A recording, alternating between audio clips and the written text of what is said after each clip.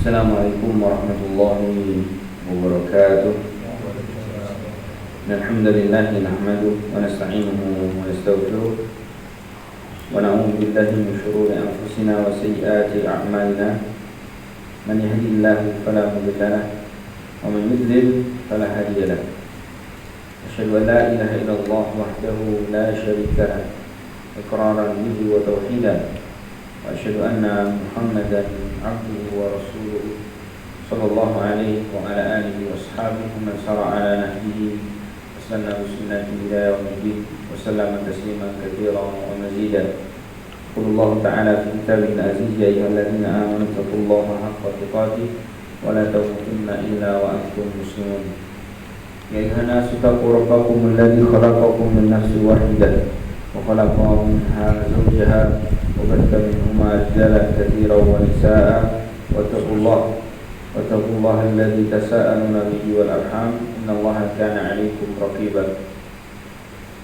يا أيها الذين آمنوا اتقوا الله وقولوا قولا سديدا يصلح لكم أعمالكم ويغفر لكم ذنوبكم ومن يطع الله ورسوله فقد فاز فوزا عظيما. أما بعد، فإن خير الكلام كلام الله وخير الهدي هدي محمد صلى الله عليه وعلى آله وسلم وشر الأمور محدثاتها فإن كل محدثة في الدين بدعة وكل بدعة ضلالة وكل ضلالة في النار. Ikhwani fiddin, azza Allah wa iyyakum jami'an. Alhamdulillah, di kesempatan pagi hari ini kembali kita dimudahkan oleh Allah Subhanahu wa taala, di mana pertemuan kita adalah pertemuan yang membahas kaitannya dengan manasikul haji wal umrah, yaitu manasik haji dan umrah.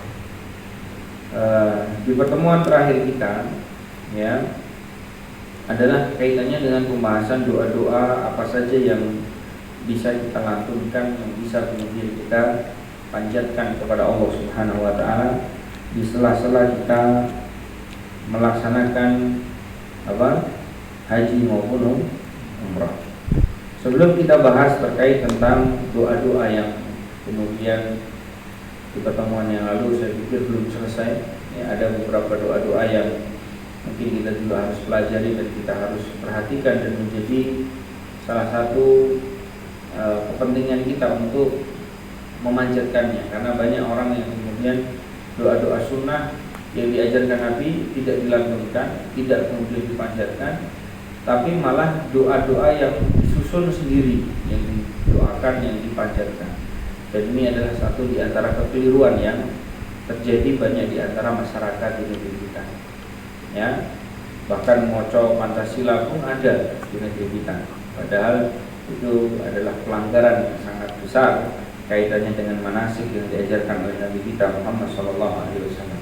Namun prinsipnya teman-teman sekalian, bapak dan ibu yang dimuliakan Allah Subhanahu wa taala, prinsip dari doa ketika kita melaksanakan haji ataupun umrah itu adalah memang yang terbaiknya ketika atau pada saat kita berada di Arafah. Sebagaimana dalam hadis yang sahih Rasulullah SAW bersabda, "Khairu doa yaumi Arafah."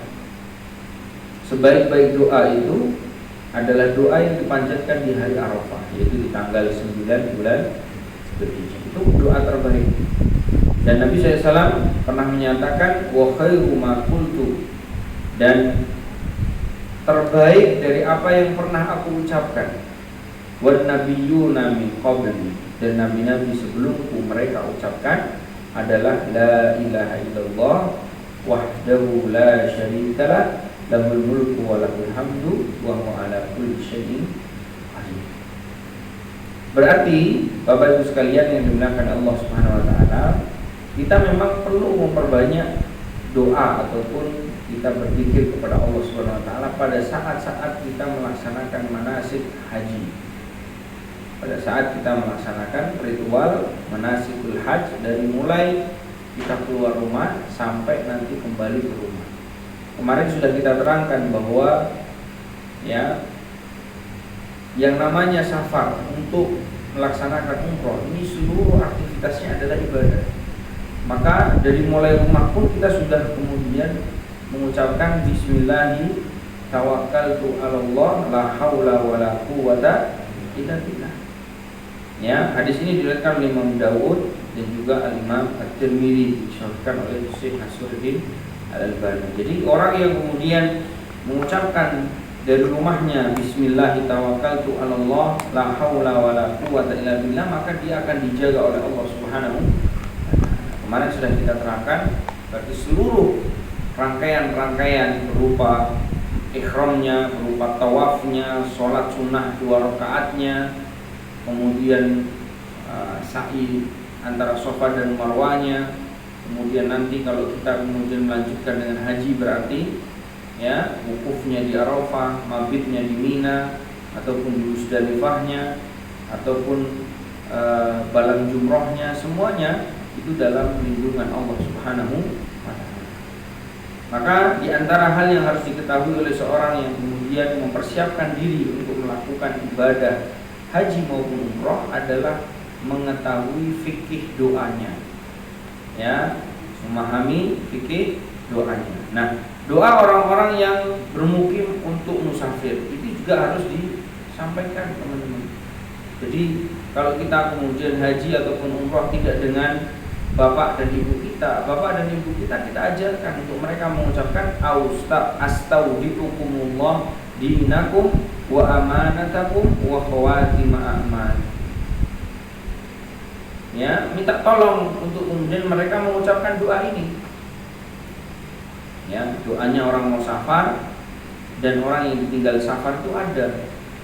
Sebaliknya kita nanti ya yang kemudian safar ya, setelah diucapkan doa yang tadi sudah kita bacakan, maka kita pun membalas, bukan cuma yo oke, bukan begitu.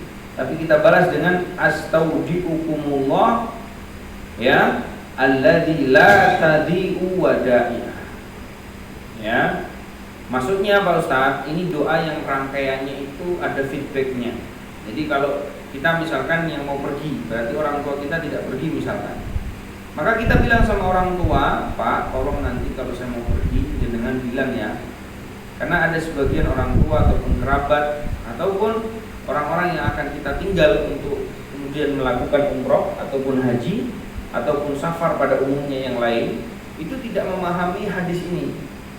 Tidak memahami hadis ini. Padahal hadis ini diterangkan oleh Imam Ahmad dan disahihkan oleh Syekh Nasruddin Al-Albani, di mana Rasulullah SAW itu kalau mau safar itu langsung memberikan wasiat kepada orang yang sedang atau akan melakukan safar. Dan ini tidak biasa dilakukan oleh sebagian kita. Ya, ono bolone, ono tonggone Pak pamit lunga. Lek aku tak lunga iki kaji, masyaallah, ya wis hati-hati. Muga barokah ngono ta paling. Tidak pernah kita kemudian mengatakan astaudiukumullahu dinakum wa amanatakum wa khawatima a'malikum. Artinya apa? Aku titipkan kepada Allah agamamu. Jadi orang safar itu sama halnya dengan dia itu bukan hanya membawa badan jasmaninya saja, tapi agamanya pun dibawa. Apa wong kemudian lunga agama tak tinggal sih, aku soalnya Pak mlebu ning daerah kafir ngono. Enggak, semua kita membawa agama kita. Maka kita titipkan agama yang kamu miliki kepada Allah. Amanahmu serta penutup amalanmu. Maksudnya apa? Penutup amalan itu khawatim, itu artinya bisa jadi ada orang yang safar itu menjadi bagian dari safar terakhir dalam hidupnya.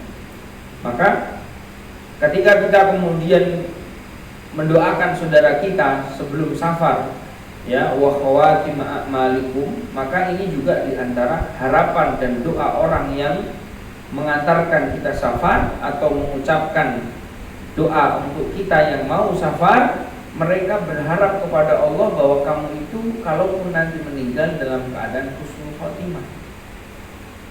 Ya, siapa yang menjamin antum pergi ke sana kemudian tetap menjadi pengikutnya para sahabat? Kan tidak ada. Bisa jadi sampai sana bukannya ikut sahabat, malah ikut Abu Jahal, ikut Fir'aun. Ya, itu bisa terjadi. Oleh karena itu Ini penting kiranya untuk kita punya. Ustaz, lah itu doanya gimana Ustaz? Nah, nanti tak kasih Mas Indra, minta fotokopiannya atau PDF-nya. Jadi dalam kemudian kita mempelajari manasikul haji atau umrah itu tidak mesti harus sekedar ya bagaimana tawafnya, bagaimana sa'inya, bagaimana wukufnya, bagaimana nanti ramyul jumrohnya ataupun mabit di Mina ataupun Musdalifahnya, bukan hanya itu. Tapi yang harus dipelajari juga hal-hal yang kaitannya dengan fikih doanya. Ya, fikih doa bima yata'allaq anil haji wal umrah itu harus dipahami dan dipelajari. Nah, nanti kita yang kemudian dititipkan doa oleh orang yang mukim, ya Bapak Ibu kita ngomong tadi, astaudiukumullahu dinakum wa amanatakum wa khawatima a'malikum, maka kita pun menjawab apa? Astaudiukumullah alladzi la tadi'u wada'i'u. Aku titipkan engkau sekalian, maksudnya orang-orang yang kita akan tinggal safar, kepada Allah Subhanahu wa ta'ala yang tidak akan tersia-siakan barang titipannya. Jadi kita pun berharap bahwa kita ketika safar, keluarga kita itu ya mendapatkan keamanan, mendapatkan pemeliharaan dari Allah Subhanahu wa ta'ala. Ada enggak orang pulang safar ternyata mohon maaf waliyadzubillah ya pasangannya selingkuh? Ada? Ada. Ya. Yang kata teman-teman para popeye itu sangat riskan. Ya, karena di rumah itu istrinya lama tidak disentuh oleh suaminya, maka kemudian akhirnya berbuat sesuatu yang itu adalah merupakan kemaksiatan kepada Allah, bahkan terjadi pada perzinahan. Ya, oleh karena itu menitipkan kepada Allah, mendoakan orang yang safar, dan kita pun kemudian berdoa untuk orang yang kita tinggal safar, itu adalah bagian terpenting dari kita melakukan perjalanan ibadah. Paham ya? Nah, kemudian doa naik kendaraan juga antum harus baca nanti. Ini mudah-mudahan semoga yang hadir di sini dimudahkan haji semua. Amin. Amin. Ya. Doa naik kendaraan itu Pak, ya, ini juga diajarkan dalam hadis, ya, dan juga ayat di dalam Al-Quran surat Az-Zukhruf, ya, kaitannya dengan doa naik kendaraan, ya, seperti misalkan Bismillah, Alhamdulillah, Subhanalladzi sakhkhara lana hadza wa ma kunna lahu muqrinin wa inna ila rabbina lamunqalibun. Itu kan doa, diantaranya juga doa ya safar, ya. Alhamdulillah, Alhamdulillah, Alhamdulillah, Allahu Akbar, Allahu Akbar, Allahu Akbar, ya. Subhanalladzi atau subhanaka inni dhalamtu nafsi faghfirli fa innahu la yaghfiru dzunuba illa anta. Ini juga doa yang diterangkan oleh para ulama kita, termasuk doa yang diajarkan Nabi. Hadis itu diriwayatkan oleh Imam Abu Dawud dan juga Imam At-Tirmidzi dan disahihkan oleh Syekh Nasruddin Al-Albani. Jadi doa ini sebenarnya versinya banyak. Ya, tapi kalau kita kemudian mau bacakan satu persatu, saya pikir waktunya hanya sekedar untuk antum mendengarkan doa saja. Walaupun ya insya Allah tetap berkah namanya nuntut ilmu. Tapi saya pikir nanti malah tidak efisien. Nah, ini saya terangkan sedikit-sedikit kaitannya dengan masalah fikih doa. Kemudian doa melalui memulai bepergian, ya. Doa memulai bepergian itu seperti pada umumnya kita berdoa yang biasa kita hafal. Ya, Allahu Akbar, Allahu Akbar, Allahu Akbar, Subhanalladzi sakhkhara lana hadza wa ma kunna lahu muqrinin wa inna ila rabbina lamunqalibun. Allahumma inna nas'aluka fi safarina hadza birra wa taqwa. Lihat. Jadi banyak yang kemudian orang doa safar itu hanya sekedar dibaca tapi tidak ditelaahi. Padahal kalau kita mentelaahi doa-doa itu, semua lafaz-lafaznya itu mengandung pesan. Bagaimana tidak? Bayangkan orang yang berdoa dengan doa safar, apalagi dia sedang akan melakukan perjalanan haji ataupun umrah, pasti dia akan mengerti bahwa apa yang dia kemudian kerjakan berupa haji dan umroh itu harusnya berbuahkan takwa. Karena setiap kali dia berdoa dalam safarnya saja, dia berharap sebenarnya kepada Allah, Allahumma inni as'aluka fi safarina hadza. Ya Allah, aku mohon kepadamu dalam safarku ini birra wa taqwa. Untuk safarku ini menjadi kebaikan dan menjadi ketakwaan. Mulai kemudian kadang kita itu safar tapi kok kemudian mohon maaf, malah di sana mohon maaf ya belum jodoh ya, malah healing saja dianggap hiburan, maka ini bukan menjadi bagian dari tujuan disyariatkannya haji maupun ya. Bahkan orang tersebut berharap wa minal amali ma tarda, dan amalan yang nanti engkau menjadi ridho atasnya. Allahumma hawwin alaina fi safarina hadza fi safarina hadza wadwi anna bu'dah. Allahumma anta sahibu fi safar wa khalifatu fil ahl. Ya Allahumma inni a'udzubika min wa'sa'i safar wa ka'aba'il manzar wa su'il munqalab fil mali wal ahl. Bahkan ini menjadi lanjutan dari apa yang tadi sudah saya sampaikan, kaitannya masalah penitipan diri kita kepada Allah Subhanahu wa taala. Maksudnya menitipkan keluarga, menitipkan orang yang kita sayangi dan kita cintai di rumah itu kepada Allah. Dalam doa safar pun ada, di mana Rasulullah SAW berdoa, di antaranya Allahumma inni a'udzubika ya min wa'tha'i safar wa ka'aba'il manzar wa su'il munqalabi fil mali wal ahad.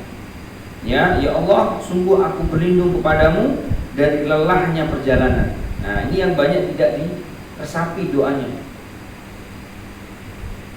Ya, ono wong perjalanan yang begitu panjang dan begitu melelahkan, tetapi bagi dia ternyata tidak lelah. Dia sampai di sana di Madinah ataupun di Jeddah, dia masih bisa beraktivitas. Bahkan kalau ngangkat apa meneh wae sik gelem.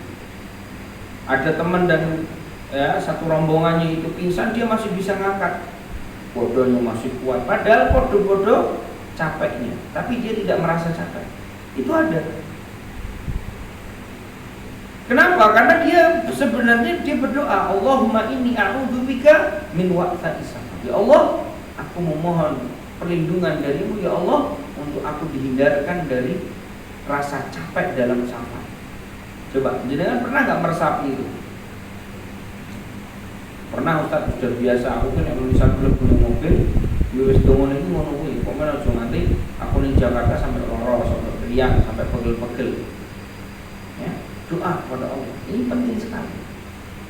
Lah apalagi kemudian kita safarnya itu jauh. Pesawat itu kalau kemudian dari Jakarta itu minimal itu biasa 9 jam. Dari Surabaya mungkin 10 sampai 11 jam. Ya. Ada yang kemarin laporan, saya kok 12 jam ya, pesawatnya kayak pelan-pelan gitu. Ya, tapi standarnya harusnya kalau dari Jakarta itu 9 jam. Ya. Ada orang yang kemudian mohon maaf, yang sudah beli tiket bisnis saja masih capek. Ada wis turu, ya, wis masya Allah. Satu tiket bisnis itu bolak-balik itu 40 juta untuk tiket bisnisnya kok, ya, untuk tiket bisnisnya saja. Tapi tetap masih ada yang merasa capek. Tapi yang kemudian duduknya itu sampai merunduk gini, ya biasa kok. Karena apa? Ini ditolong oleh Allah Subhanahu. Terlepas dari orang itu mungkin ada yang sakit, ada yang tidak sakit. Hakikatnya banyak juga orang yang tidak sakit tapi kemudian tidak capek. Orang itu sakit tapi dia tidak capek. Orang itu sebenarnya punya kelemahan fisik tapi kemudian ternyata begitu sampai sana malah merasakan, aku nih gini sehat gitu. Ada. Saya waktu bimbing haji itu, walaupun biro umrohnya adalah di Pekanbaru, ya, di Sumatera, itu ternyata bisa dikatakan 30% itu orang Jawa. Karena dulu katanya daerah sana itu apa itu namanya, orang Jawa yang di bidang sana namanya transmigrasi. Nah itu ternyata orang Jawa itu ya dong ngomong nih, neng ini malah katanya awalnya seger. enak padahal ini Pak mangkat ngaji ku wis rasa-rasen Ustaz. Wis rasa-rasen pengen ra mangkat gara-gara kok meriang. Lah kok begitu mangkat kok malah sehat. Itu ada. Semua itu adalah karena ada pertolongan dari Allah Subhanahu wa taala. Makanya Nabi SAW mendikau orang itu harus berdoa kepada Allah untuk apa? Dijauhkan dari rasa capeknya safar. Ya, wa ka'abail manzar, dan juga ya pemandangan yang menyedihkan. Pemandangan yang menyeramkan, yang menyedihkan, yang membuat kita galau. Ya. Contohnya apa Ustaz? Contohnya termasuk diantaranya harus antum yakini doa yang menyedihkan itu ono wong sing kemudian wajahnya kayak istri kita, padahal kita nggak bawa istri. Waduh, jadi kelingan bojo. Akhirnya rak fokus, kemudian ibadah malah kelingan bojo. Ada yang seperti itu. Atau yang kemudian berujung pada pemandangan-pemandangan yang membuat dia itu tidak khusyuk. Contohnya, dia adalah seorang pengusaha baju. Muruh nih perjalanan dari hotel menuju ke Masjid Nabawi atau Masjidil Haram, kok ternyata ono harga-harga promo. Pikirannya langsung bisnisnya metu. Ini aku pulaan, tak hitung semene over bagasi semene itu masuk. Orang ibadah malah hitung-hitungan bis. Ini juga kata para ulama masuk terhadap kaitannya dengan waka'abail manzar. Pandangan-pandangan yang mengganggu itu juga diantaranya karena sebab orang itu minta kepada Allah perlindungan. Ketika dia mau dilindungi oleh Allah, maka dia akan dimudahkan. Ada satu hadis Nabi SAW yang antum insya Allah sudah pernah dijelaskan oleh para dai. Ketika Nabi SAW menjelaskan barang siapa yang mengatakan la ilaha illallah wahdahu la syarikalah lahul mulku wa lahul hamdu wa huwa ala kulli syai'in qadir kana hirzam minasyaitan. Hadis ini kan banyak sekali ya versinya. Salah satu versi hadis itu adalah siapa yang berdoa dengan doa tadi la ilaha illallah wahdahu la syarikalah lahul mulku wa lahul hamdu wa huwa ala kulli syai'in qadir di pagi hari, maka sampai sore hari zikirnya tersebut menjadi hirzam. Hirzam itu artinya adalah pelindung, penghalang dari apa? Minasyaitan, dari syaitan. Makanya jenengan kadang-kadang pernah nggak sadar kalau kita itu sedang bepergian, ya, kemudian karena kita sudah berdoa, kepergian dan perginya kita itu menjadi kepergian dan pepergian yang santai dan tidak banyak masalah. Orang kagan wong udo, mohon maaf ya. Kan kadang kita, mohon maaf Pak, antum pernah nggak kalau ke kota gitu, wong rangu klambi, dia pakai klambi cuman mini, itu kadang ketok ono ya. Maka dari itu hal yang seperti ini itu biasanya karena Allah lindungi, karena sebab orang tersebut berdoa sebelum keluarnya, sebelum bepergiannya, dia sudah berharap kepada Allah untuk dilindungi dari ya pandangan-pandangan yang tidak menyenangkan ataupun pandangan yang menyebabkan orang itu akhirnya terhalang dari kebaikan. Jadi Bapak Ibu sekalian yang dimuliakan oleh Allah Subhanahu wa taala, Rasulullah SAW juga menyebutkan ya wasu'il munqalabi fil mali wal ahl, dan jeleknya kepulangan pada harta dan keluarga. Yang tadi sudah saya sampaikan, kenapa kok kemudian ada doa nitip kepada Allah dan menitipkan kepada Allah? Karena memang ada sebagian orang yang kemudian safar, pulangnya rumahnya entek, bojone mohon maaf selingkuh, waliyadzubillah, anaknya waliyadzubillah ini dan itu, waliyadzubillah. Makanya harus doa kepada Allah Subhanahu sebaik-baik ya, dan tidak pernah menyia-nyiakan titipannya adalah Allah Subhanahu. Kemudian teman-teman sekalian yang dimuliakan oleh Allah Subhanahu wa taala, ya, banyak sekali doa-doa yang diajarkan oleh Nabi kita Muhammad sallallahu alaihi wasallam. Nah, fikih doa ini teman-teman perlu sekali untuk setiap kita pelajari.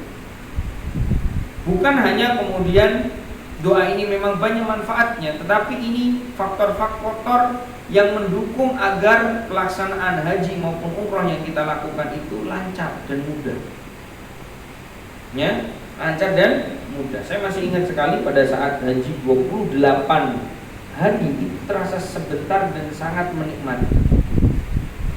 Ya, karena saya dari awal ya sudah punya perhatian besar terhadap doa-doa. Karena waktu itu kita memang benar-benar haji pertama yang kemudian kita tidak tahu apa-apa medan di Musdalifah, di Mina, itu kita tidak pernah ke sana. Ya kecuali pada saat haji. Kalau umrah mungkin kita antara pengambilan mikot, kemudian tawaf dan sa'i itu mungkin kita sudah biasa karena kita memang sudah biasa umrah.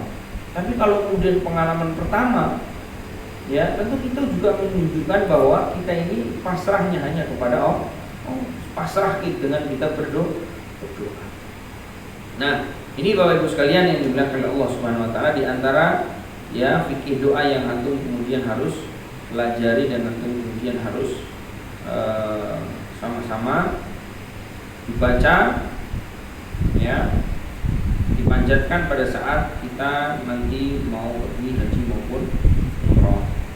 Zikir-zikir dan doa-doa yang kemarin sudah kita sampaikan, seperti misalkan doa ketika kita berada di antara Rukun Yamani sampai ke Hajar Aswad yang kita kenal dengan doa sapu jagat, itu juga tidak boleh dirubah-rubah, tidak boleh diganti-ganti, tidak boleh ditambah-tambahi lagi. Sudah cukup dengan itu. Karena dalam prinsipnya kita ibadah itu yang penting sesuai dengan sunnah Nabi kita Muhammad SAW. Jadi kalau antum nanti buka di internet doa-doa manasik haji dan umrah, kalau itu tidak dilandasi dari para dai yang notabene mereka bermanhajkan salaf, bermanhajkan Ahlussunnah wal Jamaah ala fahmi salaful ummah, maka kebanyakan kita akan menemukan doa-doa yang sebenarnya itu tidak ada nasnya dari Nabi kita Muhammad SAW. Nah, fokus kita hari ini adalah bagaimana kalau kemudian kita melaksanakan haji dan umroh itu yang penting sesuai saja. Itu sangat mudah sekali. Ya, seperti contoh misalkan kalau kita mulai dari miqat, mengambil ikhram. Ya, kita berikhram mengambil miqat, atau kita menuju ke miqat untuk mengambil ikhram, yang merupakan rukun pertama dalam melaksanakan apa jemaah? Umrah. Ya. Itu cuma simpel saja. Apa yang harus kita baca kemarin?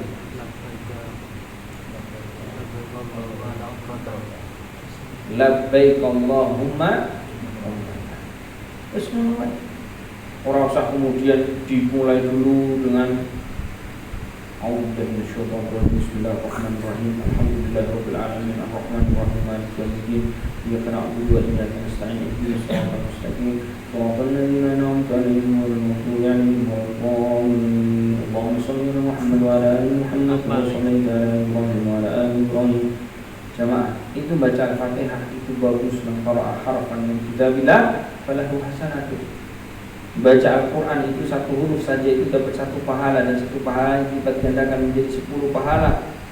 Tapi bukan kemudian tempatnya di situ.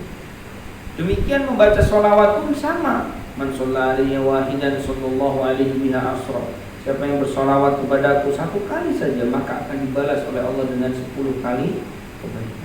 Tapi pertanyaannya, apakah kemudian kita ketika ingin melakukan ikhram di miqat dengan kita membaca itu terlebih dahulu? Kan tidak. Rasulullah langsung mengajarkan bismillah, labbaik Allahumma, sudah selesai. Ya. Jadi ini prinsip dalam kita melakukan ibadah. Mulai kan panjenengan nanti melihat ada sebagian saudara-saudara kita melafadzkan banyak lafaz-lafaz yang sebenarnya tidak pernah diajarkan Nabi SAW. Usah mau gelendengi. Rasa kayak bener guys yang ngomong dosa dan begini terjadi bener main ini. Saya katakan pasti itu terjadi karena memang masyarakat kita masih sangat banyak sekali yang demikian. Ya. Tapi apa? Lebih kepada dimana kita fokus pada ibadah kita. Ranon tae Pak, kalau ngurusi wong Indonesia pemenang itu ranon tae. Tenang. Bener ranon tae. Ono wae yang baca Pancasila, yang baca Undang-Undang 45, ya, yang kemudian pikirnya dinyanyikan lagu-lagu yang hit, ya. Ada yang kemudian baca labbaik Allah, kayak lagu ini yang lagi viral itu. Ini kita ditirukan, ya. Bahkan subhanallah hari ini, ya, ada orang yang kemudian tidak terima dengan salah satu ulama yang kemudian dijadikan lagu oleh para pemaksiat, para pedangdut, ya. Tak kira itu nggak boleh itu jadi lagu, malah jadikan apa? Nadanya yang sama dijadikan sholawat. Ya.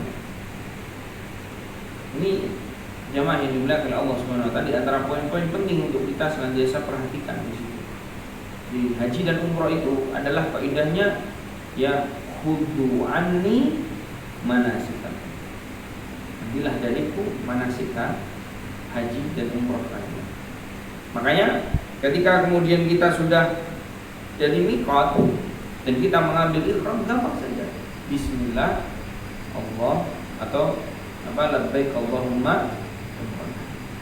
Sudah kita jalan, berarti semua larangan-larangan yang ada dalam perkara ihram maka sudah dimulai. Ya, yang dari hotel menggunakan pecinya dicopot, pokoknya larangan-larangan harus dimulai untuk diperhatikan. Ya, seperti itu. Sampai kita masuk ke Masjidil Haram, ya. Itu diantara yang harus diperhatikan adalah masalah doa juga. Doa masuk masjid, ya, doa ketika kemudian kita sudah sampai di Hajar Aswad, ya, bismillah, Allahu Akbar. Nah, ini ada catatan, ingat kalau pada saat kita di Hajar Aswad kita itu dibolehkan untuk memberikan isyarat. Kenapa? Karena kita pada saat di Hajar Aswad itu kalau kita bisa menyentuh, Nabi SAW mengajarkan untuk mencium. Ya, maka kita berikan isyarat. Bismillahirrahmanirrahim. Di Rukun Yamani itu sebenarnya memang disunahkan untuk disentuh. Tapi karena kita tidak bisa menyentuhnya, maka cukup tidak perlu kita menggunakan isyarat tangan. Tidak perlu. Tapi ada sebagian ulama memang ya nggak apa-apa disyaratkan tangan sebagai isyarat untuk mengusap rukun Yamani. Tapi ya kalau saya melihat ini tidak perlu karena memang ya tidak sama pada saat kita berada di Hajar Aswad. Ya, kalau di Hajar Aswad itu kita memang disarankan oleh para ulama untuk mengisyaratkan lambaian tangan kita kepada Hajar Aswad sebagai bentuk pengganti daripada karena kita tidak bisa mencium Hajar Aswad. Baik. Ikhwan fillah azza wa iyyakum jami'an. Kaitannya dengan manasik haji dan umroh yang teman-teman dari Ulil Albab laksanakan ini, ya. Saya tidak tahu ustaz-ustaz yang lain kemarin isi apa saja. Ya, maka lebih efektif untuk kita pada siang hari ini membuka sesi tanya jawab. Apa yang kemudian menjadi kebingungan teman-teman yang hadir di sesi ini, kira-kira apa saja nanti kita bantu untuk kemudian menjawabnya. Allah Ta'ala alam. Ada kebingungan apa kemarin? Ya, betul. Waalaikumsalam. Tak nyala lagi dulu.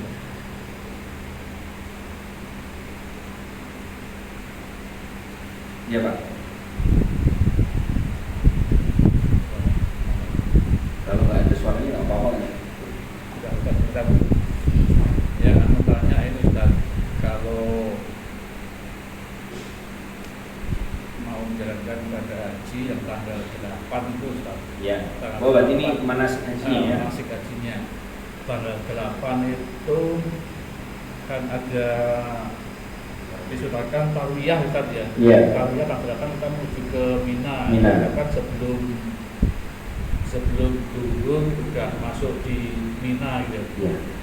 Tapi ada beberapa yang katanya jamaah Indonesia itu tidak menjalankan tarwiyah, artinya perjalanan itu tidak menuju ke Mina gitu. Itu gimana Ustaz? Iya, memang sebagian seperti itu. Dan kalau pertanyaannya bagaimana, kalau kita ya kita usahakan, karena itu diantara yang dilakukan oleh Nabi kita Muhammad Shallallahu Alaihi Wasallam. Memang itu tidak masuk kepada rukun haji, ya, itu tidak masuk kepada rukun haji. Tapi kita ya usahakan, itu adalah merupakan wajibatul haji untuk kemudian kita datang ke Mina dan nanti mabit di Mina sebelum nanti besoknya kita kemudian datang menuju ke Arafah tanggal 9-nya. Oleh karena itu kalau kita perhatikan Pak, ya, pemerintah Arab Saudi itu setiap tahunnya pasti mendapati para jamaah haji dari seluruh pelosok negeri yang ada di belahan bumi Allah ini, yang mereka terkadang sakit, tidak bisa kemudian mengikuti rangkaian-rangkaian haji, ya, sehingga mereka harus berada di rumah sakit. Tapi ya, yang namanya haji itu intinya memang adalah hari Arafahnya, ya, makanya Nabi SAW mengatakan al-hajjul Arafah. Haji itu ya hari Arafah, itu intinya di Arafah. Makanya ya, karena kemudian orang itu berdesak-desak berebut, ya, dan kemudian berharap untuk mendapatkan tempat di Arafah, makanya kadang-kadang malah akhirnya menyampingkan apa jamaah, menyampingkan tadi mabit di Mina. Ya, jadi, nah kita harus kemudian mencontoh sahabat Nabi Muhammad SAW, di mana ketika itu dilakukan oleh Nabi, ya harusnya kita orang yang sangat bersemangat untuk kita melakukan. Ya. Jadi kalau ditanya sah nggak orang yang tidak kemudian mabit di Mina tadi, ya, hajinya, ya, sebenarnya mengatakan ya, hajinya sah. Ya, hanya saja nanti tentu pahalanya tidak sama dengan apa yang dilakukan oleh orang-orang yang mengerjakan. Allah Ta'ala alam bisawab. Jadi memang kalau ditanya bagaimana Ustaz, ya, kita harusnya tidak seperti itu, ya. Tapi memang kebanyakan jamaah itu tidak punya perhatian besar terhadap manasik-manasik yang diajarkan oleh Nabi kita Muhammad Sallallahu Alaihi Wasallam. Bahkan kadang-kadang mabit di Musdalifahnya pun dilewati, ya, sengaja memang dilewati saja sudahlah, kita nggak ngantuk, udah untuk apa kita mabit di sana, untuk apa kita tidur, langsung kemudian mereka menuju ke Mina langsung, dan atau mungkin langsung mereka istirahatnya di tenda mereka. Jadi di antara yang kemudian tidak disunahkan oleh Nabi kita Muhammad Sallallahu Alaihi Wasallam. Jadi memang pelanggaran-pelanggaran di sana sangat banyak sekali, Pak. Ya. Apalagi kaitannya dengan masalah-masalah yang hubungannya dengan wilayah Arafah. Kadang-kadang mereka wukufnya tidak di Arafah, malah jalan-jalan, mohon maaf, Indonesia jualan, mau haji malah sanggup rokok, malah rokokan yang pinggir, ya, daerah yang itu sebenarnya sudah keluar dari Arafah. Jadi kalau dibilang kalau dia itu hajinya plus, anggaplah duit 200 jutanya hanya sia-sia. Ya, kenapa? Karena dia tidak memperhatikan soal manasik yang diajarkan oleh Nabi SAW. Bukan hanya dia tidak punya perhatian terhadap apa yang harus dia lakukan, tapi ternyata dia pun bermaksiat kepada Allah. Di tempat yang suci, di tempat, di momentum yang terbaik, dia malah itu tidak berdoa kepada Allah Subhanahu wa Ta'ala. Yang lain ada nggak? Masih ada? Assalamualaikum warahmatullahi wabarakatuh. Ya. Berkenaan dengan umroh, jadi setelah kita ambil mikot, kita niat ihram, itu ada nggak istilahnya anjuran, kan kalau misalkan kita di sini misalkan pesawat transit di Medina, kemudian kan kita ambil mikot di Bir Ali, nah itu biasanya travel kan menghentikannya di masjid di Bir Ali itu. Nah, ada anjuran sholat apa istilahnya itu, saya pernah dengar ada sholat sunnah ihram itu ada atau tidak. Kemudian yang kedua, mungkin perjalanan dari Madinah ke Mekah setelah ihram pakai baju ihram itu, dalam perjalanannya kan itu salah satu syarat atau larangan dalam ihram itu tidak boleh memakai, untuk laki-laki ya, memakai alas kaki yang menutupi mata kaki tadi, sepatu atau istilah yang menutupi batasan mata kaki itu, yang kemarin sempat ada tanda di tidak boleh memakai yang melebihi mata kaki itu. Nah, itu misalkan dia itu dalam perjalanan, misalkan mungkin sekarang mungkin lebih gampang ya 6 jam, mungkin yang dia punya kedinginan atau apa itu gimana? Maksudnya apakah itu memang persyaratan larangan itu ada atau bagaimana? Terima kasih. Baik. Yang pertama kaitannya dengan masalah sholat 2 rakaat, ya. Yang pada umumnya kalau panjenengan nanti datang ke Bi'ir Ali, di sana ada masjid yang kebanyakan orang melakukan sholat 2 rakaat di sana. Pertanyaannya, apakah sholat itu adalah sholat yang ada hubungannya dengan ihram? Maka jawabannya tidak ada. Sholat itu adalah sholat yang mungkin dilakukan oleh sebagian besar kaum muslimin. Itu harusnya adalah sholat ba'dal wudu, sholat setelah wudu, karena memang orang yang berihram itu sebelumnya dia kan bersuci terlebih dahulu, dia mandi dulu. Nah, tapi kondisinya mandi dan bersih-bersihnya kita serta bersucinya kita itu kebanyakan harusnya ya itu tidak di masjid tersebut.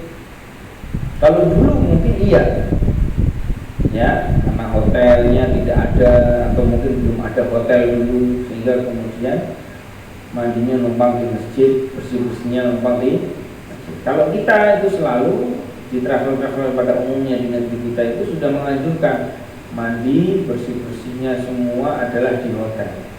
Sehingga perjalanan dari hotel menuju ke Bir Ali itu mereka walaupun sudah berpakaian siap untuk melaksanakan umroh yaitu berihram, hakikatnya mereka belum berihram. Kenapa? Karena niat dan lafaz ihramnya nanti akan diucapkan setelah dia berada di Bir Ali. Maka yang masih pakai peci tidak ada masalah, ojo mau cukup pecinya mau ketat, mau ke perahu malah anggo peci ojo ngono. Karena memang ini belum dimulai waktu ihramnya, ya kan? Nah, tadi persoalan sholat itu kenapa ke orang sholat? Karena memang ada sebagian besar yang kemudian akhirnya wudhu di situ, kemudian lihat masjid, dia sudah masuk masjid, dia tahiyatul masjid ataupun sholat setelah wudhu, dia berdoa di situ. Ini satu ritual sholat yang sebenarnya bukan atau tidak ada hubungannya dengan ihram. Paham? Tapi kalau mau sholat boleh nggak sadio? Sholat boleh podoe kalau melebu masjid Nurul Albab ini masuk kok kemudian antum sudah punya air wudhu, sudah dalam keadaan suci. Apa kata Nabi SAW? Idza dakhala ahadukumul masjidah fala yajlis hatta yarka rak'atain. Ya. Kalau di antara kalian masuk ke dalam masjid, maka jangan kamu duduk langsung, tapi sholatlah 2 rakaat. Jadi kalau ada 2 rakaat yang dilaksanakan pada saat kita melihat di daerah mikot, di masjid tersebut ada orang yang melaksanakan sholat, ingat itu tidak ada hubungannya dengan ritual atau manasik yang diajarkan Nabi kaitannya dengan masalah itu poinnya, paham ya? Tapi Ustaz, sholatnya boleh nggak? Boleh, saya bilang. Yang penting antum sholatnya pada umumnya antum, karena biasanya di situ kalau ada yang berangkat habis sarapan berarti pagi, berarti bertepatan di saat kita sholat duha. Ya sholat duha nggak apa-apa. Ya, baik. Kok mau berangkatnya qadarullah Ustaz jam 2 pagi, sepertiga malam, sholat malam di situ boleh nggak? Boleh. Ya, tidak ada masalah. Jadi kaitannya dengan sholat itu tidak ada hubungannya dengan khusus sholat itu adalah sholat mengambil mikot untuk berihram itu tidak ada. Poinnya di situ ya. Kemudian yang selanjutnya tadi masalah apa? Khuf, masalah sepatu. Ya, hakikatnya kita boleh menggunakan alas kaki. Ya, hakikatnya kita boleh menggunakan alas kaki. Tapi rincian yang seperti apa yang dilarang ya, Allah alam bisawab, saya tidak tahu, malah saya baru tahu dari Mas Indra ini kaitannya dengan masalah. Kemarin videonya sadari sih ada yang apa? Sepatu kulit. Memakai menutupi mata kaki ya? Yang menutupi mata kaki.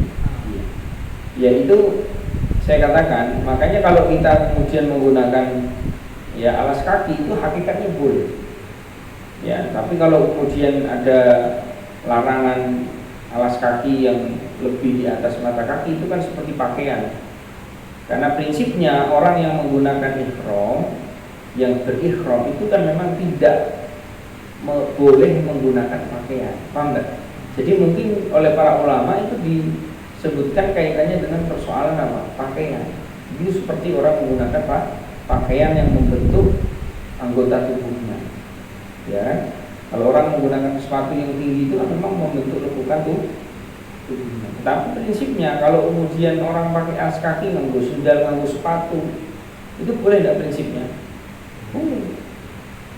Ya, jadi itu pembahasan tersendiri. Nah, pertanyaannya apa tadi? Ya maksudnya, ya mungkin kalau kita flashback zaman Rasul dulu kan perjalanan Madinah Mekah kan enggak 1 hari atau 2 hari, berminggu-minggu. Nah, maksud saya, apakah itu memang larangan itu memang disyariatkan, dilarang memakai kaos kaki yang menutupi mata kaki, padahal kan perjalanan pada pasir kan dingin gampangnya gitu. Ya tidak mesti dingin juga Mas, karena berarti itu kaitannya dengan larangan pakai apa? Larangan alas kaki yang menyerupai pakaian tadi, bukan soal kemudian tidak boleh pakai sepatu. Paham enggak? Antum mengkiaskan orang dulu berarti bagaimana gitu maksudnya? Atau misalkan orang yang tidak kuat dingin, misalkan dia harus pakai kaos kaki yang menutupi mata kaki, lah seperti itu maksudnya. Iya, memang nggak boleh menggunakan pakaian kecuali pakaian ihramnya dia kan. Prinsipnya itu. Kalau perempuan ya boleh. Ya, laki-laki ya. maksudnya. Kalau laki-laki prinsipnya memang nggak boleh. Gitu. Ya, dia menggunakan kaos kaki itu kalau yang kemudian diterangkan ya nggak boleh.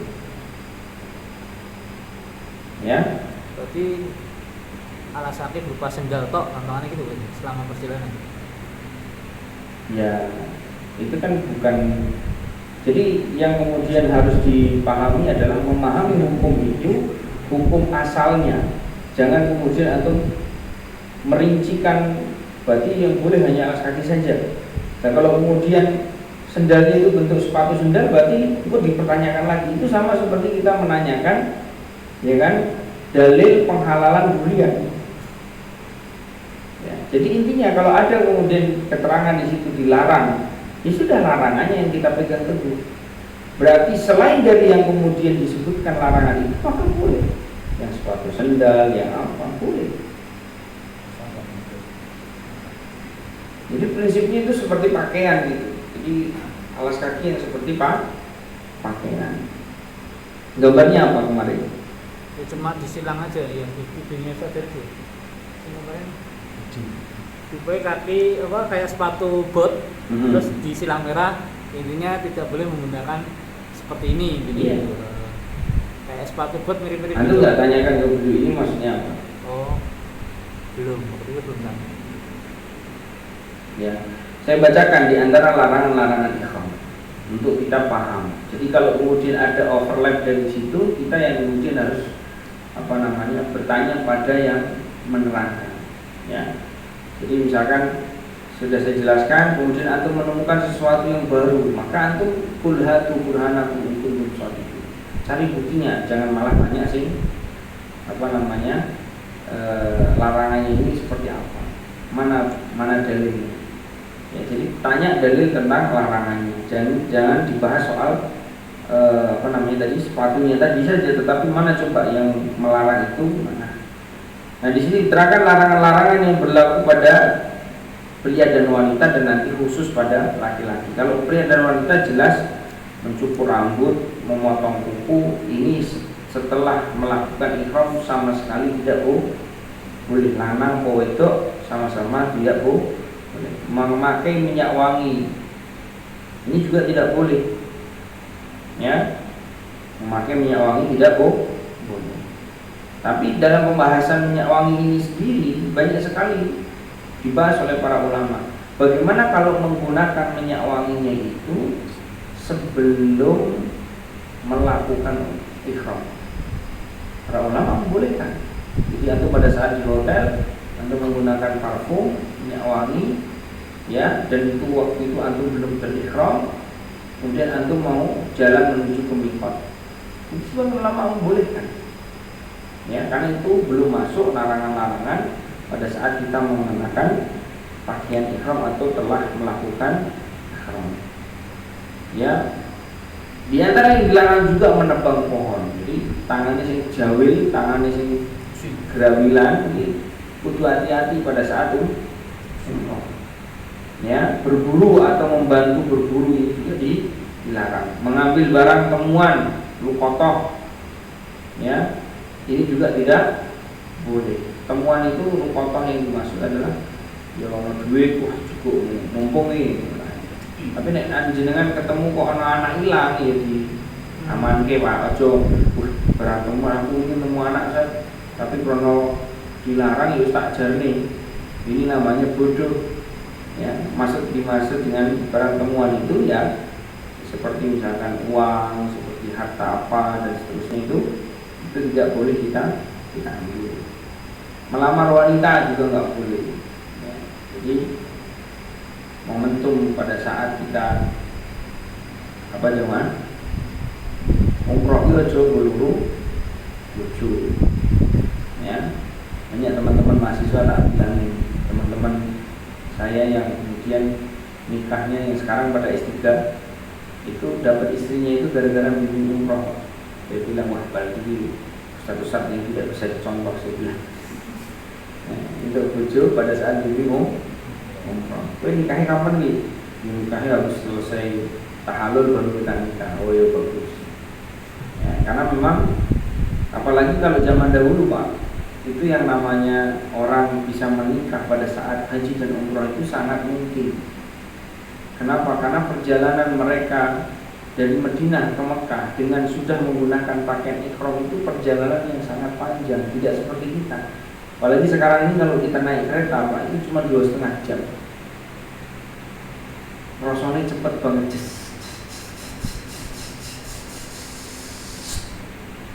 Delok kecepatannya sudah 200 km per jam, 250, 300, iya Rasul. Kalau kereta di Indonesia ditelok 100 km per jam, balapan karo mobil neng tol kalah. Kalau di Saudi, masya Allah cepat banget. Sehingga untuk kemudian terjadi misalkan pernikahan di jalan itu sangat kecil kemungkinannya. Tapi kalau dahulu ya jelas perjalanan sepekan, 2 pekan, kemudian delok anake koncone kok ternyata terus siap nikah dan cocok sama kita, bisa jadi pernikahan. Dan itu diantara yang dilarang oleh Nabi kita Sallallahu Alaihi Wasallam. Kemudian hubungan intim, bercumbu, bermesraan juga ini tidak boleh. Jadi yang bawa istri nanti pada saat haji juga jaga jarak lebih aman, tapi tetap dilindungi. Kalau wong sing kemudian Pak, dan bojone pundi, aku jaga jarak usah karo bojoku. Dan apa? Wong kae kadang-kadang bodoh lah.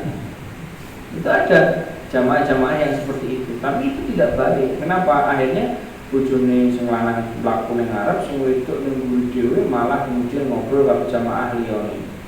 Wah, ini menjadi masalah. Ya. Jadi tetap harus dikawal, tetap harus digendeng, tetapi jaga jarak dalam artian ya ojo fokus nih masalah urusan-urusan yang demikian. Kemudian bertengkar ini juga nggak boleh. Ini di antara larangan yang dilarang oleh Nabi kita Muhammad SAW. Sopo sih yang tidak tahu gelut karo bojone, yang tidak pernah bertengkar siapa Pak di sini? Mas Indra tahu kali. Ya, saat ini belum, nanti insya Allah satu ketika. Kemudian berkata-kata kotor, ini juga dilarang. Adapun larangan khusus bagi pria, menutup kepala seperti memakai kopiah atau songkok, ini jelas yang dilarang. Memakai pakaian membentuk yang biasa dipakai seperti kaos dan celana. Nah, kalau ada di antara keterangan para ulama tidak memperbolehkan sepatu yang kemudian terbuat dari kulit yang membentuk lekukan tubuhnya sampai naik ke atas, itu di antara mungkin istihad, di antara yang dilarang. Ya, paham di sini? Jadi nggak usah masih tanya berarti biar nganggone apa nek nganggo sepatu, nganggone sendal. Ini rasa takok, itu hal yang teknis. Selama tidak ada larangan maka boleh. Ya, saya nyeker yono, saya nganggo sendal kulit yang bolong-bolong ada. Ini adalah alas kaki dibolehkan. Kacamata juga dibolehkan, jam tangan juga dibolehkan. Yang dilarang itu apa? Yang memakai pakaian berbentuk yang biasa dipakai, ya, seperti kaos dan celana. Paham? Kemudian memakai sepatu kecuali yang tidak mendapatkan sandal. Ini saja, ini masih ada toleransi. Sepatu itu masih ada toleransi dari para ulama. Jadi tidak kemudian mutlak dilarang. Paham ya? Nek orang di sendal terus benar-benar sendal kira enek, sepatu pun tidak ada masalah. Kenapa? Karena kalau antum misalkan tidak punya sendal kemudian harus nyeker, kemudian menyebabkan antum sakit, menyebabkan lecet-lecet, menyebabkan bahkan walillah cedera, ya, maka ini juga malah justru bertentangan dan berselisih dengan ayat-ayat dalam Al-Quran, wala tulqu biaydikum ila tahluka, dan janganlah kalian masukkan diri kalian kepada kerusakan. Paham ya di sini? Baik. Kalau ada kemarin tanda silang, itu antum harusnya tanya, itu tanda silang maksudnya apa? Dan gitu. Nah, tanda silang di sini kalau yang diterangkan dalam buku yang saya bawa, itu memakai sepatu memang tidak boleh, tetapi ketika dia tidak mendapatkan alas kaki berupa sandal, maka dia tetap dibolehkan. Ya, paham ya? Tetap dibolehkan. Larangan khusus bagi wanita, memakai penutup wajah. Ini wong wedok sing nganggo cadar kadang-kadang bener-bener saking kencengnya cadaran sampai umroh pun ragam dibuka, ini salah. Ya, ini salah. Ya, kemudian perempuan mau menggunakan kaos tangan ya, itu juga tidak boleh dibuka. Nah, ini yang diterangkan oleh para ulama. Kemudian ada 3 keadaan orang saat melanggar larangan ihram. Ya, mengerjakan larangan ihram secara sengaja tanpa udzur, ya, dalam keadaan dia tahu dan ingat, tidak dipaksa dan tidak ada kebutuhan, maka dia berdosa dan wajib membayar fidyah. Ya. Mengerjakan larangan ihram atau maksudnya melakukan larangan ihram secara sengaja dan dia tahu serta ingat dan tidak dipaksa, akan tetapi karena suatu kebutuhan atau uzur, maka tidak ada dosa baginya dan baginya wajib membayar fidyah. Beda ya. Kalau yang pertama tadi apa? Tidak ada kebutuhan. Jadi sakarepe dhewe tok, dia berdosa. Paham ya? Dia berdosa. Tapi kalau dia itu ngerti, ingat, tahu betul, tidak dipaksa, tapi karena ada kebutuhan, maka dia tetap wajib membayar fidyah tapi tidak berdosa. Jadi ini yang kemudian diterangkan. Kemudian yang ketiga, mengerjakan larangan ihram atau melakukannya karena bodoh, ora ngerti, dan atau belum tahu hukum dari larangan-larangan ihram, atau lupa atau dipaksa, maka tidak ada dosa dan tidak wajib membayar fidyah.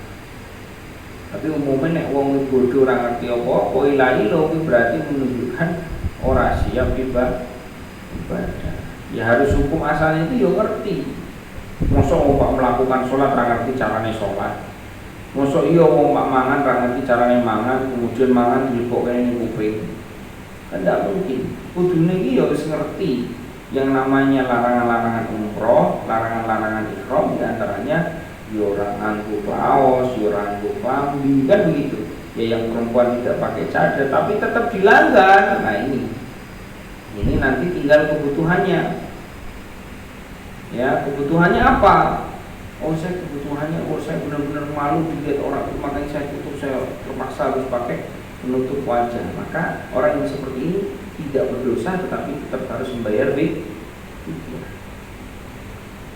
Ya, tapi kemudian tidak ada kepentingan apa-apa, kemudian dia melanggar aturan-aturan, larangan-larangan ihram dengan sengaja tanpa ada kebutuhan, maka orang ini berdosa dan dia tetap membayar fidyah. Apalagi sengaja ya, yang tidak sengaja, maksudnya apalagi dia benar-benar tidak ada kebutuhan. Yang ada kebutuhan saja tetap bayar fidyah, apalagi yang tidak ada kebutuhan. Tentu dia selain kemudian berdosa, dia harus membayar fidyah.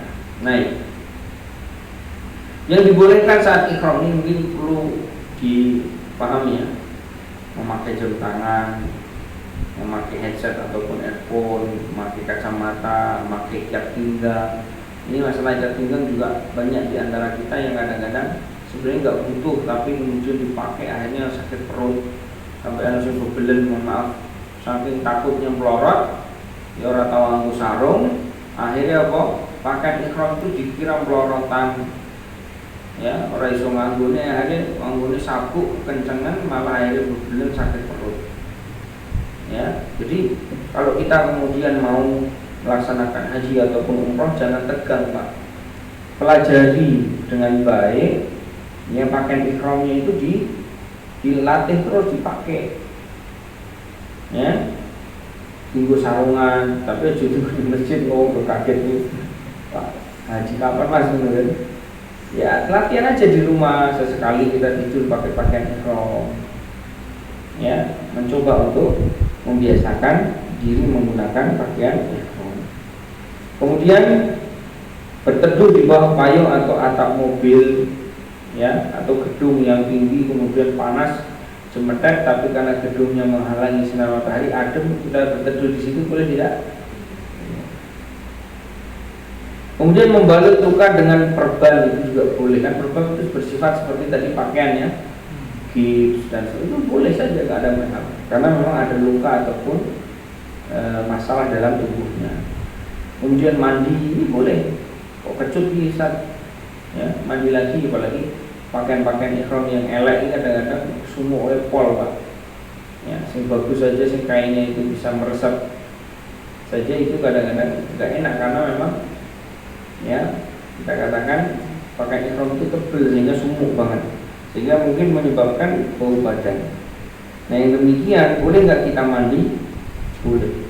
Mandi berkali-kali boleh Ustaz? Boleh. Tetap boleh. Mengganti kain ihram juga boleh. Ada yang jamaah yang tanya, Ustaz saya mau pakai pakaian ihram cadangan boleh nggak? Boleh. Ya. Dan ini juga ada pertanyaan yang hal yang kontemporer yang antum harus tahu. Kalau antum umroh di hari-hari ini akan ada aturan baru dari Kerajaan Saudi Arabia terkait tentang Masjidil Haram, bahwa kita tidak akan pernah masuk ke lataran Ka'bah kecuali dengan pakaian ihram. Paham ya? Karena memang diprioritaskan untuk bawah itu orang yang berihram, orang yang melaksanakan umroh.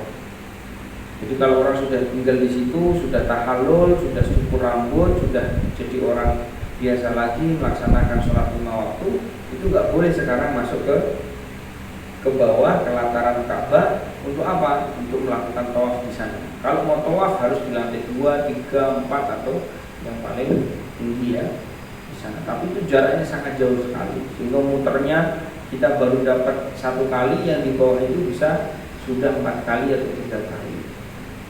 Nah, sebagian di antara kita mensiasati, Ustaz, aku dalamnya pakai kaos, ya, kemudian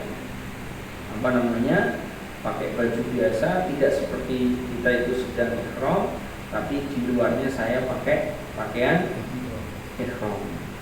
Ya, kalau saya boleh mensarankan, tidak perlu melakukan yang demikian. Satu, karena ini adalah aturan yang tidak ada kaitannya dengan melanggar aturan Allah, maka taatilah.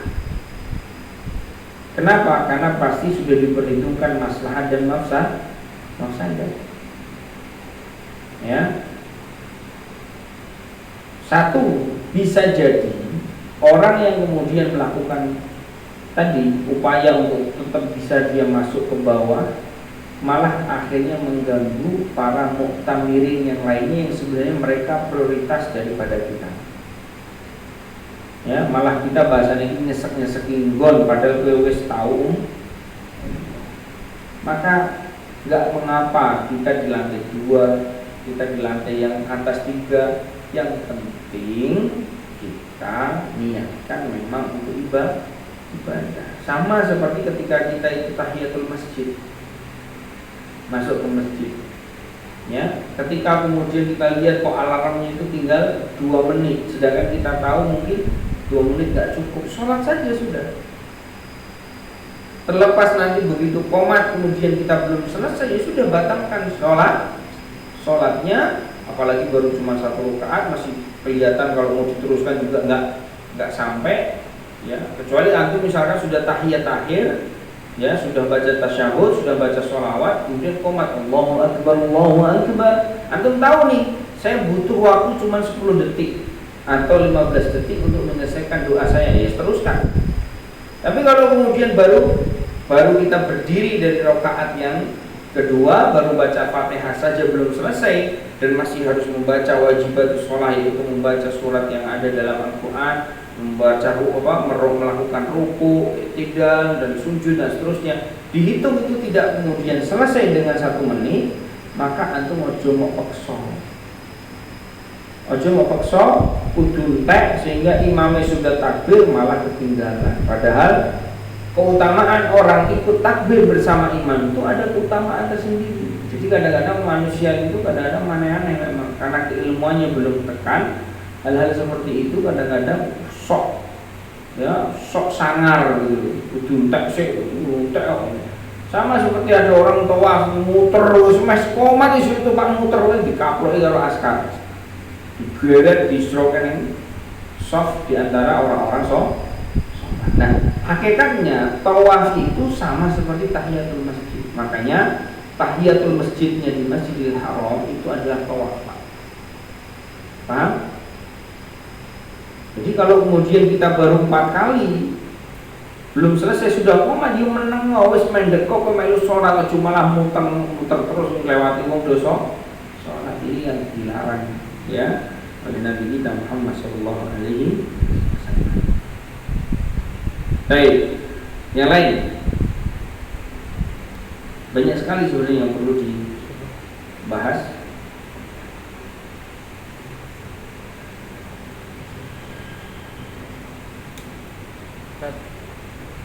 Assalamualaikum Ustaz.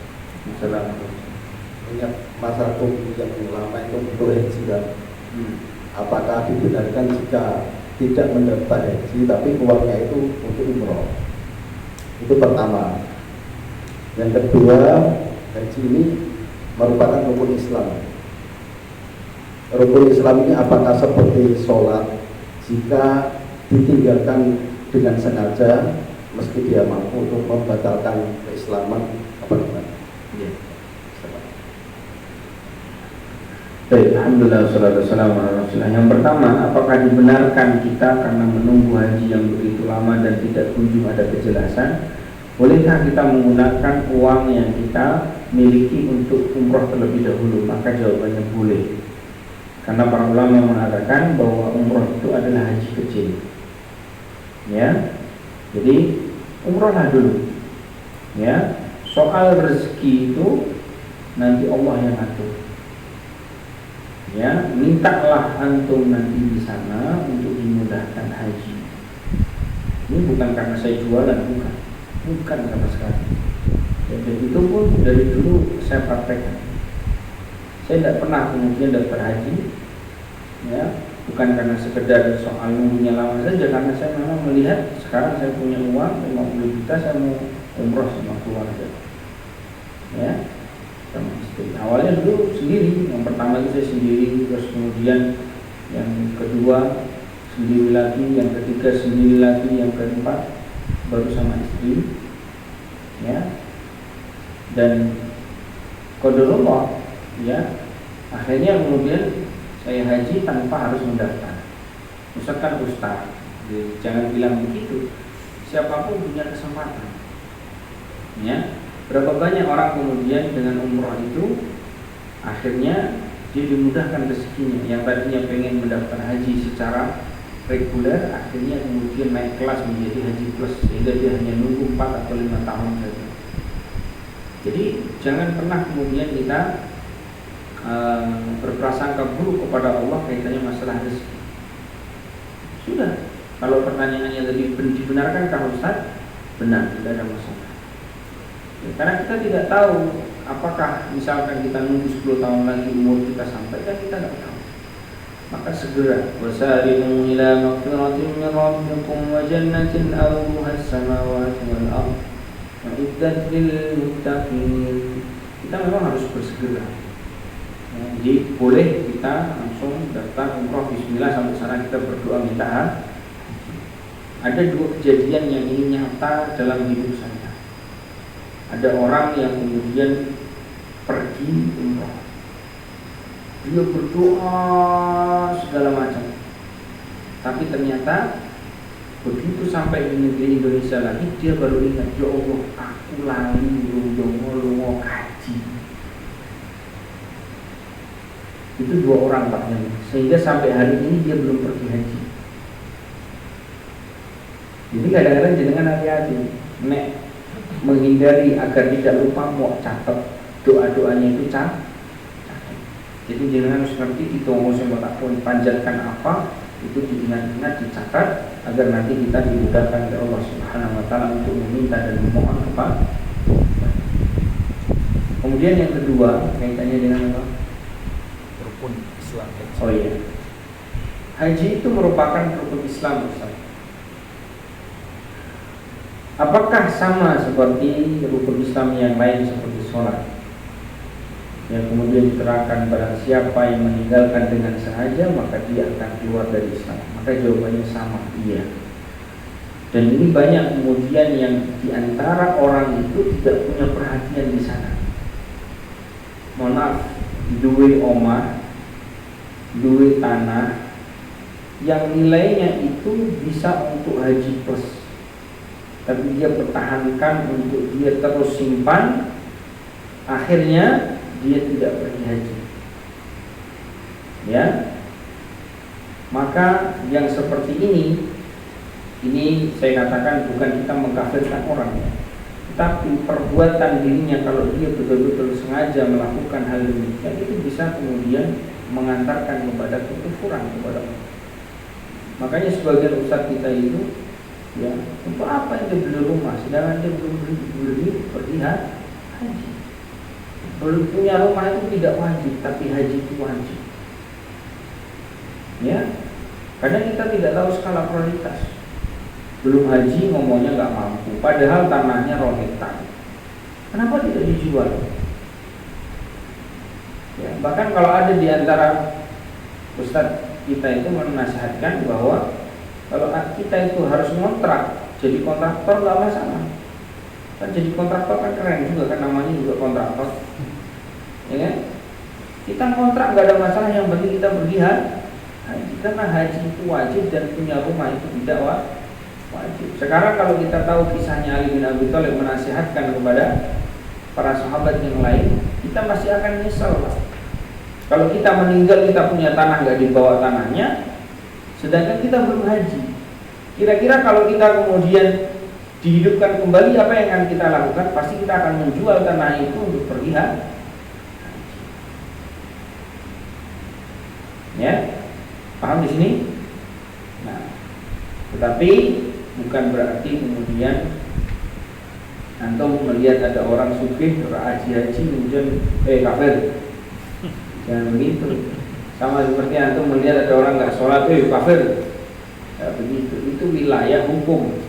Hukum itu dipelajari, dipahami untuk kemudian orang yang mempelajari dan memahaminya akhirnya menghindar dari celaan ataupun kemudian nobatan sebagai orang yang kemudian keluar dari Islam. Karena aku ngerti ini, kemudian aku diremehke masalah haji, bisa jadi kemudian saya keluar dari Islam karena kita tidak mau melaksanakan haji padahal kita mampu, maka itu konsumsi untuk pribadinya dia, bukan untuk kita mengejas orang. Pak jenengan wis kafir loh Pak, yang mampu orang semua haji. Ini nggak boleh seperti itu. Ya, tetapi menjelaskan hukum bisa kemudian terjadi kekufuran pada seseorang manakala kemudian dia tidak punya perhatian terhadap kewajiban hajinya, ini boleh. Tapi mengejustifikasi seseorang, memvonis orang, ya dia termasuk kafir ini yang tidak boleh. Tapi hukumnya jelas. Ya. Kamu mampu, kecuali memang tidak mampu. Orang harus didol, ya. Orang harus tidak ada yang bisa dijual, tidak ada yang bisa kemudian untuk dia jadikan bekal, maka ya nggak masalah. Ya. Banyak orang-orang yang kemudian memang tidak mampu untuk pergi haji. Ya tidak mengapa kalau memang mereka tidak mampu, tapi kalau mampu, sehatnya dia dapat, suki hijau, tanahnya di mana-mana, ya, rumahnya yang besar, kok nggak pergi haji, ini bahaya. Ya, jadi jangan sampai kita melakukan hal-hal yang demikian. Allah Ta'ala alam. Sama yang lain.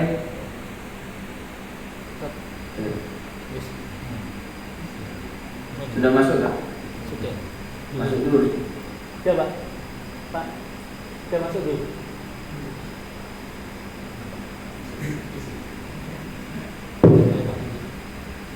Belum.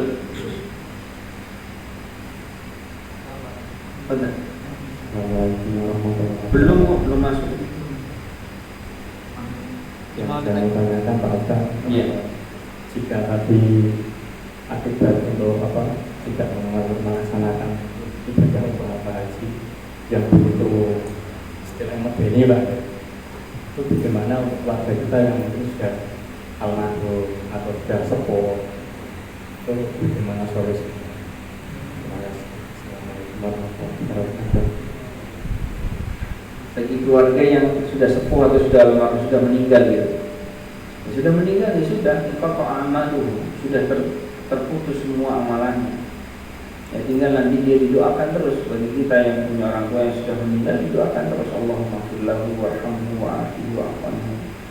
Kalau dia perempuan, Allahumma firlaha warhamha wa'afihi wa'fu anha wa'afihi nuzulaha wasi'mat madkhalaha wasilha bilma'i wassalji wal barad wa nafiha minal khataya kama naqaita tabul abiyad. Itu fungsi dari yang dosa-dosa mungkin mereka lakukan.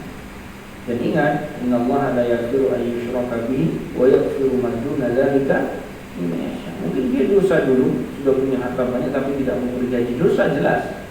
Maka tugas anaknya, tugas orang-orang yang kemudian merupakan kerabatnya, itu akan terus. Tetapi ingat juga bahwa Allah itu akan mengampuni dosa selain syirik. Paham ya? Soal larangan umroh tadi. Baik. Terkait masalah kaitannya dengan masalah yang tua. Bagaimana Ustaz yang tua? Ya, tua ini nggak bisa pergi haji Ustaz, dia aja sudah kemudian dia punya uangnya cukup untuk pergi dirinya sendiri. Tapi kemudian dia tidak ada yang bisa menemani, karena kalau mau menemani dia, ngurus dia karena dia itu lumpuh misalkan. Ya, itu juga bagian dari istiqoah. Kalau memang tidak mampu ya tidak wajib lagi. Yang penting dia punya keinginan. Oleh karena itu ada sebagian ulama yang mensyaratkan orang itu boleh untuk dibadalkan hajinya manakala memang ada keinginan. Nek ora keinginan itu sebagai ulama tidak perlu dibadalkan. Mau ibaratnya ora gelem mangan kok mau dulang. Bahasanya mudahnya begitu, ilustrasinya, paham nggak maksudnya? Makanya kalau ada namanya haji badal harusnya memang sebagai ulama mensyaratkan yang dibadal itu dulunya sudah mendaftar, sudah pernah ngomong sama anaknya, aku pengen haji le, tapi belum mampu. Begitu anaknya sukses, bapak dan ibu dihajikan itu boleh. Paham ya? Paham maksudnya?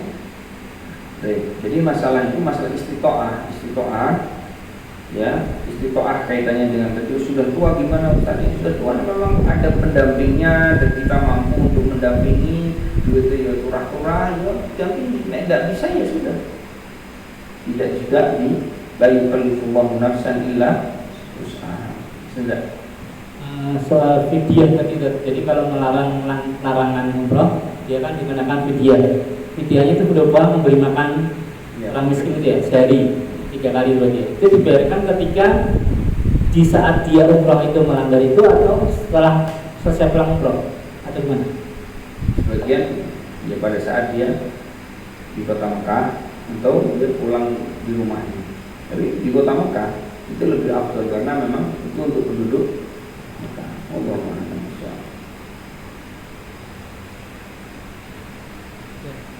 Jika dia pulang ke rumah kan sudah selesai urusan. Allah Subhanahu. Yang lain? Ya.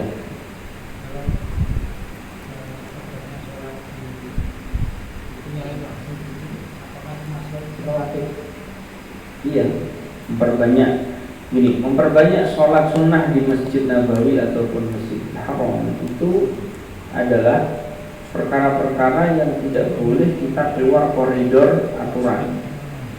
Jadi memperbanyak maksudnya adalah ojo mau sholat ngawur, ya kan, bermaghrib sholat 8 rakaat, itu sholat apa gitu? Ya, tetap bermaghrib disunahkan 2 rakaat, ya sudah 2 rakaat saja. Tapi kemudian kita kok pengen memperbanyak sholat Ustaz, qadarullah antum dekat tempatnya dengan tempat wudhu, ya. Pengen tajdidul wudhu, antum wudhu lagi, setelah wudhu sholat lagi 2 rakaat, tapi sholatnya adalah sholat badan wudhu, maka boleh.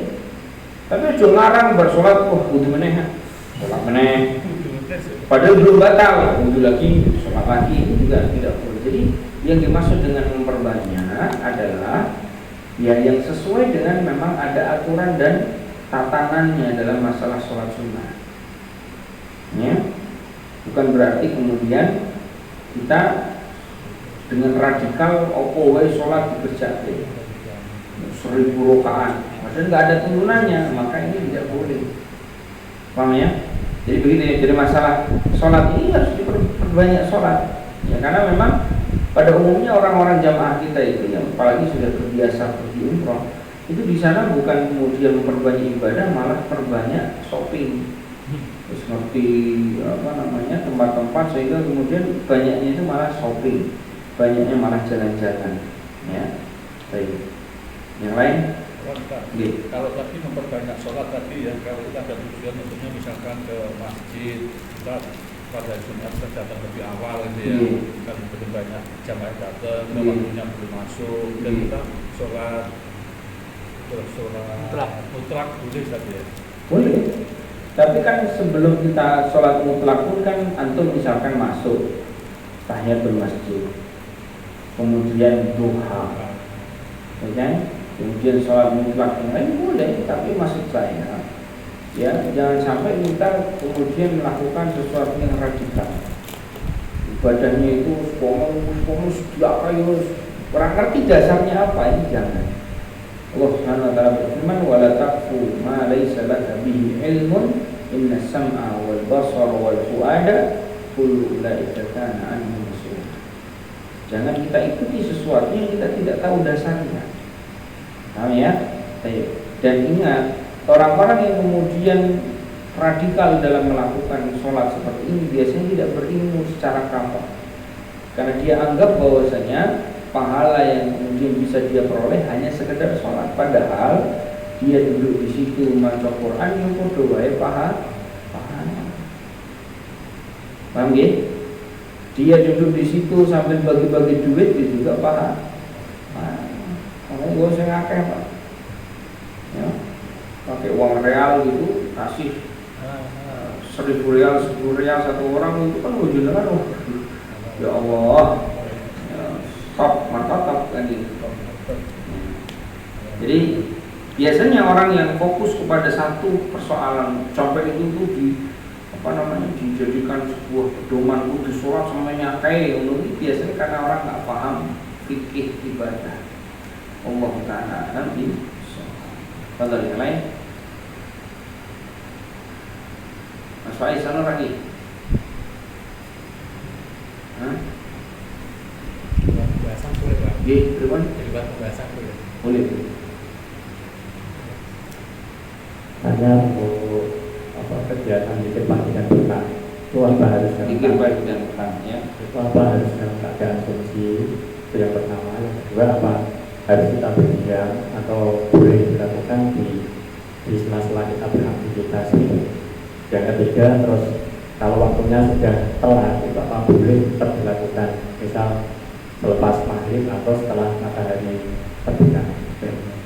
Yang pertama tidak disyaratkan untuk kita berzikir itu dalam keadaan suci. Tidak disyaratkan. Jadi boleh ketika ada orang yang kemudian maaf sudah tertutup tapi dia sambil berzikir setelah itu boleh nggak? Boleh. Sehingga berbeda dengan kita membaca Al-Quran. Wala yamassuhu illal mutahharun. Tidaklah memegang mushaf Al-Quran kecuali orang-orang yang bersuci. Ini berbeda. Karena ibadah membaca Al-Quran itu sendiri adalah ibadahnya kemudian mustaqilan, berbeda dengan kita berzikir yang memang di dalam zikir tersebut antara pagi dan petang itu kan memang ada ayat-ayat Qur'annya, tetapi itu bukan dalam rangka ibadah membaca Quran. Tapi bacaan Al-Quran ada terdapat di dalamnya seperti ayat kursinya, mu'awwidzat, qul huwallahu ahad. Maka dari itu dianjurkan seyogianya seorang mukmin itu menjaga wudunya,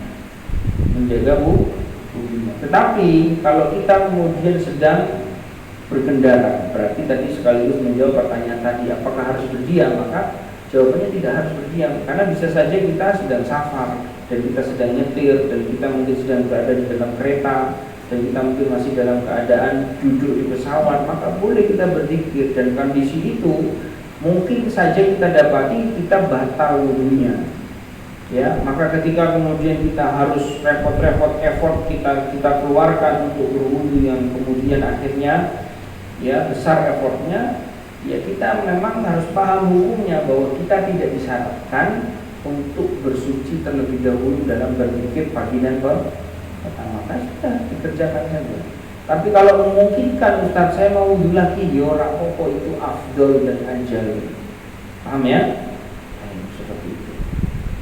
Dan waktunya, kaitannya dengan waktu itu tidak apa-apa, karena zikir itu memang difungsikan untuk kemudian dibaca di pagi hari, maka akan dilindungi sampai sore hari. Tapi ada orang yang kemudian lupa dia membaca atau tidak sempat sehingga kemudian jam 7 baru ingat, baru sempat membaca. Kalau kemudian kita berhenti dari kemudian berzikir disebabkan karena terlambat, ini keliru. Ya, ini keliru. Kenapa? Hukumnya sama seperti pada saat kita melaksanakan sholat. Ketika kita lupa ya langsung segera ketika ingat kita laksanakan sholat. Padahal kaitannya dengan sholat 5 waktu itu ada namanya innas sholata kanat 'alal mu'minina kitaban mawquta. Waktunya sudah ditentukan, waktu-waktunya sudah tetapkan. Tetapi ketika kita lupa pun harus dikerjakan walaupun bukan pada waktu. Nah, zikir itu adalah himayah, itu adalah penjagaan. Zikir itu adalah wiqayah. Maka ketika kemudian kita lupa di pagi hari membaca zikir pagi dan petang, maka kemudian begitu ingat dia tetap dibaca. Karena apa? Karena fungsi dari zikir itu untuk melindungi kita di waktu kita pagi sampai menjelang sore. Kalaupun ada di antara kita, Ustaz aku keinginannya jam lurus mentek dinone, bisa nggak kita kemudian mengulang atau membacanya? Bisa. Karena bisa jadi waktu antara jam 2 jam sampai asar nanti bisa jadi ada sesuatu yang bisa menyebabkan kita rugi. Nah, dengan zikir itu kan kita dilindungi, dengan zikir itu kita dilindungi dari godaan syaitan, dari syubhat dan segala macamnya. Maka jangan kita pernah mengatakan harus kadung rasa sisan, jangan. Ya. Jangan seperti itu. Paham ya? Wallahu ta'ala a'lam. Baik, kita akhiri dengan doa kafaratul majlis. Subhanakallahumma wa bihamdika asyhadu an la ilaha illa anta astaghfiruka wa atubu ilaik. Assalamualaikum warahmatullahi wabarakatuh.